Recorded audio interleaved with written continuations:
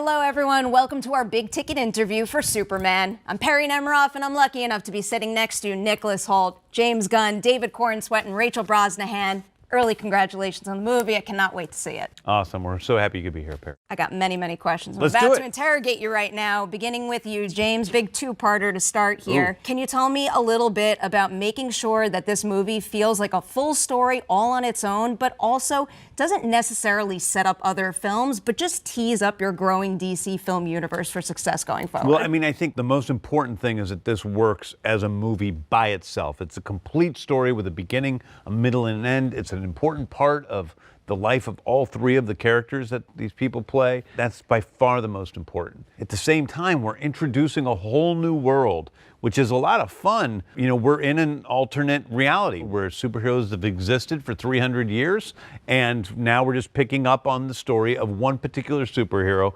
3 years after he comes on the scene, who happens to be the most powerful metahuman of all time.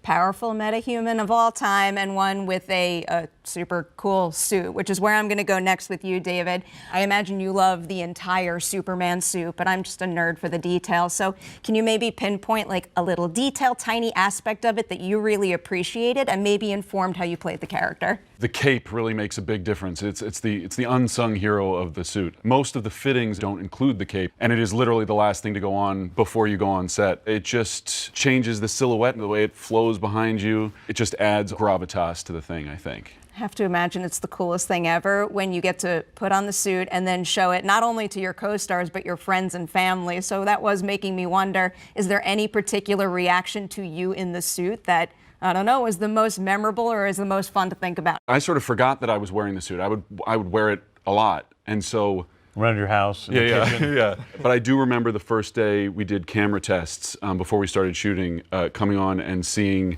Nick and Rachel for the first time, and them seeing me for the first time. I must admit, I felt a little self-conscious. Like I hadn't gotten used to the suit yet. I hadn't filled the boots yet with my own sense of confidence. So to have them see me and sort of go like, oh, that looks pretty cool. Like that works pretty well. That meant a lot. I don't like to describe myself as giddy, but I was giddy when I saw it. I was like grinning from ear to ear. I was blown away. I was very excited. It took me back to being a big kid.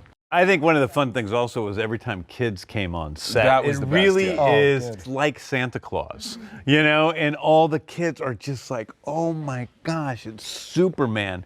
And in a way, I think it's even more powerful than seeing somebody like in a Spider-Man or Batman costume or something, because it's him, he's there, and they really would get so excited. It was so fun to watch. Oh, my son was in complete awe. Yeah. It was magic. To see his face seeing you, that was beautiful. Yeah, although I remember your son's favorite character was Mr. Handsome.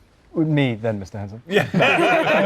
No, it was Mr. Handsome. He kept on talking about Mr. Handsome the whole time. He would be laying in bed and then he'd be like, Dad, Mr. Handsome. And he'd ask me this question Mr. about- Handsome is Lex's, creature he created in a petri dish that drives around on this, flying platform. Strange that's alien the looking creature. ugliest, grossest creature in the world. And for some reason, also, I remember one of our producers, Chantal, her son also was just obsessed with Mr. Handsome. He sticks with you. He's pretty cool. He does As a stick with kid me. who grew up and still loves everything genre, I have a feeling that would probably be a personal favorite as well. Yeah. David, I want to follow up briefly on something you had just said. You know, when you first put the suit on, you didn't feel like you filled the boots. Do you remember the specific moment when you had confidence and thought you filled the boots and you were Superman? When you put the lifts in. No lifts and boots. No. Just for the record. Yeah, I think it was at the end of the first week of shooting, we shot part of the sequence that you see in the teaser trailer where the kaiju is blasting fire in Metropolis. And that was my first moment as Superman getting to check on people. There's a moment where I just check in with the bystanders and make sure that everybody's okay. And that felt like a very Superman moment where I sort of wasn't worried about myself or how I looked anymore or the fact that I was strung up by wires. I was just worried about, everybody else. Definitely feels right in the finished product. I can't wait to see more, but in that trailer, just absolutely nailed it. James, we'll stick with the suit a little more with you now, because I love hearing about how these types of things evolve. So I am curious, what did you picture your Superman suit looking like day one, and how does it compare to the finished version everyone's going to see in the final film? The only thing I knew is that I didn't want it to look too much like a wet T-shirt. I didn't want to have muscles that were, built into the suit. I wanted to create, a world where metahumans actually existed, but that also they wore these uniforms for various reasons, and that it was, in a way, a uniform. So I just kind of went from there, working with Judiana, who did all my costumes for Guardians of the Galaxy, and just kind of taking it, bit by bit by bit by bit, until we ended up with the beautiful suit that we ended up with. And, also getting David's input, frankly. I mean, was, as we started to build it up around him, getting his ideas. One of the biggest questions was, were we going to have trunks, or we were going to, not have trunks? I talked to Zack Snyder, who was like, I tried a billion different versions with the trunks, and at the end of the day, I tried it, but I couldn't get there. And I was feeling exactly the same way. And Juliana and I talked, and she said, all right, well, I'm going to try, we'll do one version where we try both trunks and not trunks. I went in with David. He tried in not trunks, and he tried in trunks. And I still was going to go with not trunks. And then you said, well, you wanted trunks in theory. You in liked the idea of trunks. Theoretically, I liked the idea of trunks because it's, Superman I grew up with. But the problem is they look kind of silly. You were looking for a way to make them look cool, or you were looking for a function, an explanation for having them, reason that would why they would justify be them. there, yeah. And my thing was just maybe they're supposed to look a little silly. Maybe the reason he wears them is to look a little silly, basically to undermine how powerful he really is. In this version of the DCU, everyone knows he's an alien.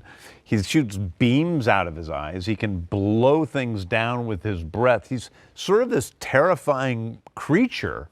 And David saying that was like, but he really likes kids and human beings and people, and he wants kids not to be afraid of him. And so that was the thing that made me decide to keep the trunks. I love touches like that, thoughts like that. It really does contribute to filling out the world and making it feel as real as possible. Rachel, I'm coming your way now. I'm curious about your portrayal of Lois as a journalist, because journalism is a field that is evolving constantly. So what is something about her as a modern day journalist in this movie that maybe sets her apart from iterations of the character we've seen in the past? One of the things we talked about a lot is her wardrobe and how this character's evolved so much from era to era. She's probably one of the characters that's undergone the most transformation as far as all the different comics go. She's ambitious, she's hungry, she's courageous and determined, and she'll do just about anything to get a great story. But today, to be a print journalist and to be able to do all of those things, it looks a little bit different. I think we prioritize comfort, in order to be able to do the job to the best of our ability. And so we talked a lot about how we could pay homage to all of the previous iterations of Lois and find something that felt both true to the character, but in a world that obviously has some heightened elements, how can we make this feel distinctly human and also modern? And so she wears flat shoes. That was also important to you.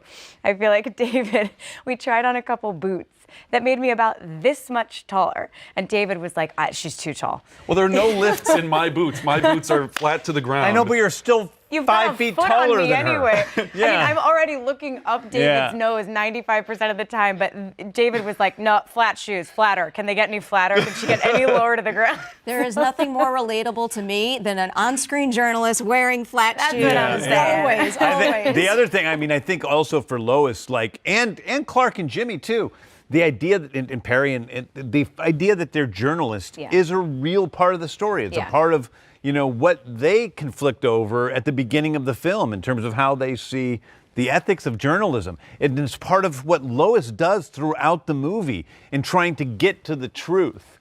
And so it isn't just a matter of like, oh, she's, Lois Lane and her job as a journalist. It's actually a part of what we see her doing in the movie. Ooh, I think I might build on that a little bit. I want to dig into the Clark and Lois relationship. Can you each tell me what it is about the other character that draws your character to them, but then I also want to know something that they have a difference of opinion on, something that, maybe threatens the foundation of their relationship, but could help them grow together? It's a great question. I've got an answer right off the bat. Yeah, we talked about this a lot. So go ahead. I think Superman really loves being Superman, and he loves that he has this ability to come in and save the day and be the protector and be a symbol of good and hope. But secretly, what he loves about Lois Lane is that she is his match. And she isn't taken by the symbolism and the visual and sort of the ideal of Superman. She asks the hard questions. So it's actually very frustrating for Superman because he wants to be this sort of pure symbol of good. And Lois keeps finding all these ways that he like screwed up a little bit, or he didn't quite, or was he really well intentioned there, or did he think through the consequences of things there? And so it's very frustrating, but that frustration is this amazing. She's the only place he really gets that, and actually is a little convinced by it, and maybe wonders a little bit, questions himself a little bit. So that definitely draws him to her. Yeah, I think she's somebody who sees around every corner. She's 10 steps ahead of everybody else. And it's what makes her brilliant, but I think can also make her have trust issues with the people in her real life. And I think one of the things that she loves so much about Superman is that he is so radically present. He's able to look at just what's in front of him. And I think she finds it both an incredibly frustrating and also really endearing quality. There's definitely times where she's like, that's awesome that you saved that cat out of the tree, but over here, a building burned down and there were like 100 people inside of it. So can we just like have a little bit of perspective here? But yeah, they bring out the humanity in each other. Each of them frustrates the other in that way that leads to sparks and romance and passion, that chemistry. Yeah. Sounds like an ideal combo. I like it. I can't wait to see more. Nick, with Lex, first I kind of want to lay the foundation a little bit. Can you tell me something about past iterations of the character that you wanted to hold tight to and honor in your portrayal, but then also something about the Lex we'll see in this movie that is uniquely your own? There's so many great actors played Lex that I've adored their performances of, but we're all kind of using the same basis in the history of the comics to formulate the character. I think what's lucky for me is James's writing is so dynamic and fun, and the dialogue is so smart that you get this really rich world and characters to jump into. So I'm coming from a great place already with what's in the script and also the whole world that James has built up around that for this universe. I wasn't going in trying to do something particularly different or similar to what people had done before. I was just trying to be truthful to what I felt connected from the comics and those source materials to this script and this story, I think. Yeah, it wasn't a conscious decision to try and do something different. But I was also, the brilliant thing about working with James is he's very collaborative on ideas and trying things, but he's also very clear in what he wants. And he's also honest in like his opinion on things, where like he'll say like, this is working, this isn't, no, I need this, that doesn't work. So then you feel like you're in a great place as an actor with confidence to like try things and be guided by someone who really knows what they want and what they're doing. Another burning question I have about your Lex is, so obviously super smart. I think I read somewhere else that in this movie... Not smart, really dumb. That's our twist.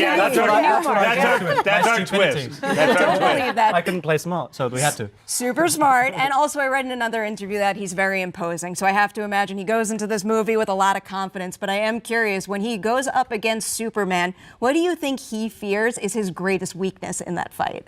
Well, that's something that we did discuss, and you said earlier on, because you're going up against someone who's all-powerful, it's like you need someone who does feel like they could potentially be a credible threat towards them. And I think that's, again, very smart in the writing, in the way that Lex is maneuvering in the chess pieces he has in play. We are weak, and that's what Superman shows us, is that we are. And I think that since he's shown up, Lex has tried to be, all these things to humanity and this godlike savior character, and suddenly this person's taken all that adoration that he feels he deserved and also taken away, their fate in some ways, and he thinks they deserve to control that.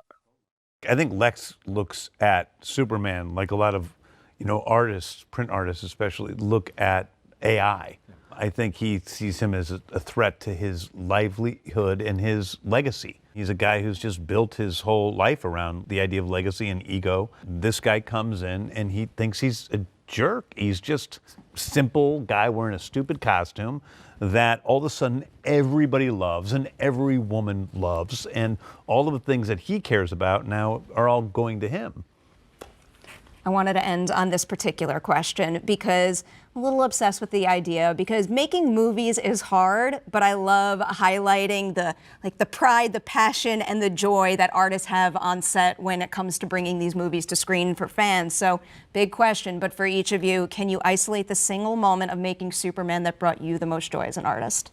You're probably the most fun to work with on a day-to-day basis, but my favorite stuff was the interview scene in the first 2 days, because it was simply a scene of these two actors just having a conversation, shot for 2 days. It's a very long scene in the movie, but it is just about the way they see each other. It's the way they see the world. It's the way they see their relationship. It's the way they see journalism and the way they see ethics at the very core. And it brings in a lot of the things that make a relationship fiery and passionate because you're opposites. And it also brings in a lot of things that are going to push them apart. And seeing the movie and these actors and the characters work in such a human, real level that deconstruct superheroes not in the way of like making, oh, these superheroes that are powerful are now bad guys. It's more like really not deconstructing them. It's going deep with these superheroes in a way that Alan Moore did, or and to see their portrayal in those first 2 days of shooting and know that in 2 days we shot 10% of the movie was really truly a joy, And then I had to spend another 5 months hanging you from wires and trying to get shots. Yeah, that must have been so hard for you. You stole my answer, though. I think it was the same. Those were my first 2 days on set, and it was such a blast. I didn't think that a superhero movie, in theory, could feel like that, could feel so human and grounded, and we had so much space under James's watchful eye to play and try things and really discover the core of these characters. It was the perfect scene to start with because we really got to figure out who they are in these 2 days, and then just built on that foundation for the rest of the movie. And it was just, it was early in the process, but it was really different, I think, from everything else you guys had been shooting at that point. And there was just this energy from the crew. It was so much fun. It was one of the most fun days I've ever had on set. It was a great way to start a big action-packed movie, is just 2 days in a room, almost like doing a play. For me, it was definitely Nick. Thank you. There are I was going to say me. two moments that come to mind. Well, the nice thing is we had read that scene before, and then we had worked on the scene quite a bit before we shot it, and then we spent 2 days shooting it. That was sort of my comfort blanket of like, okay, I know what I'm doing here, like, this is going to work. When Nick was cast, I thought this is one of the best things that will happen to this movie, is getting Nick Holt as Lex Luthor. The first time I saw him at his camera test walk out of the shadows in costume, it was like something ripped out of the page of the comics. The way he held his hand. It was so immediate. I'm sure he was still figuring stuff out, but he didn't show any of that. And it was quite intimidating. I didn't feel like I had figured stuff out at that point. So it was this amazing challenge in character of, I'm gonna have to go up against this guy and match him. At the same time, I already knew at that point that he was a very lovely man and was very supportive and wanted me to do well. And so there was no rivalry off screen. But then the first time we did go up against each other, nose to nose in a scene, I tried so hard to match you or to best you in some way, and I just couldn't. Yeah, you could. It was just, I felt like I couldn't, and it was amazing because in that scene, I don't quite win. I don't come out the winner of that scene. It's just great to be across from a scene partner who you can feel such affection for and so supported by off camera, and so completely cut down at the knees on camera. Beautiful description. Phew, a little warm and fuzzy himself. That scene was really fun. That scene in the office. You guys, wow. One of the moments, it was, all of those things were mutual and what I felt as well. But there's one moment, again, just going back to, there's a scene where David flies into this set that we had built.